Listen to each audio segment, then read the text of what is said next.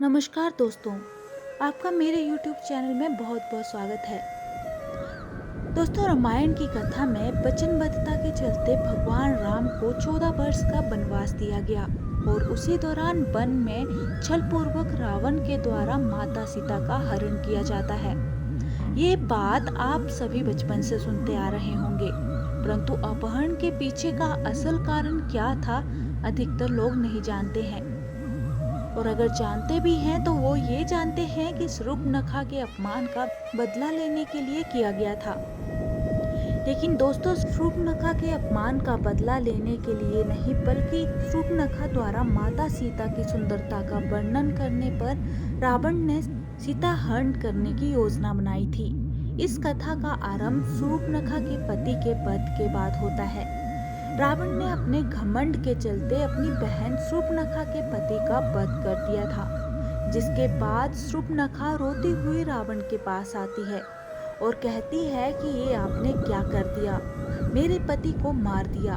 उसके बाद रावण उससे कहता है कि अब मैं तेरे पति को जीवित नहीं कर सकता, परंतु तू जिस किसी भी पुरुष पर हाथ रख देगी वह तेरा हो जाएगा।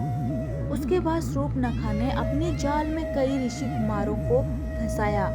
वन में विचरण करते हुए उसकी नजर भगवान राम और लक्ष्मण पर पड़ी, जिसके बाद वह रूप बदल कर उनके पास जाती है और उन्हें मोहित करने का प्रयास करती है, परंतु वो ठहरे भगवान राम इतनी आसानी से तो हाथ कहाँ आने वाले थे। उन्होंने गंभीरता पूर्वक सीता माता की ओर इशारा करते हुए शूर्पणखा से कहा कि मैं पहले से विवाहित हूँ और ये मेरी पत्नी है, इसलिए मैं तुम्हारे साथ विवाह नहीं कर सकता। परंतु उन्होंने लक्ष्मण की ओर इशारा करते हुए कहा कि वो मेरे छोटे भाई हैं और देखने में भी सुंदर हैं, उनके सामने आप विवाह का प्रस्ताव रखिए, आपको सफलता मिल सकती है। फिर शूर्पणखा लक्ष्मण जी के पास जाती है और उनसे विवाह करने के लिए कहती है, परंतु लक्ष्मण तो भाई लक्ष्मण थे, उन्होंने भी उनके प्रस्ताव को ठुकरा दिया। जब शूर्पणखा को लगा कि दोनों भाई मिलकर एक स्त्री के सामने उसका मजाक बना रहे हैं, तो उसने सीता पर ही हमला करने की सोची और झपटा मारा। फिर क्या था, लक्ष्मण जी का क्रोध 7वें आसमान पर पहुंच गया। उन्होंने अपने कटार से शूर्पणखा की नाक और कान काट दिए। उसके बाद शूर्पणखा अपने कटे नाक कान लिए अपने भाई खरदूषण के पास जाती है और उन्हें अपनी व्यथा सुनाती है, जिसके बाद वे अपनी सेना के साथ भगवान राम और लक्ष्मण से युद्ध करने आते हैं और मारे जाते हैं।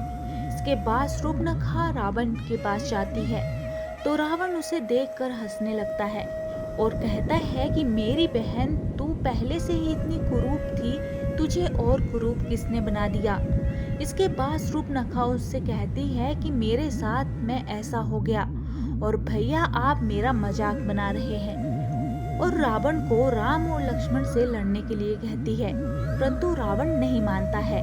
इसके बाद अंत में आकर वह माता सीता का वर्णन करते हुए कहती है, उन दोनों लोगों के साथ एक स्त्री भी है जो कि बहुत सुंदर है।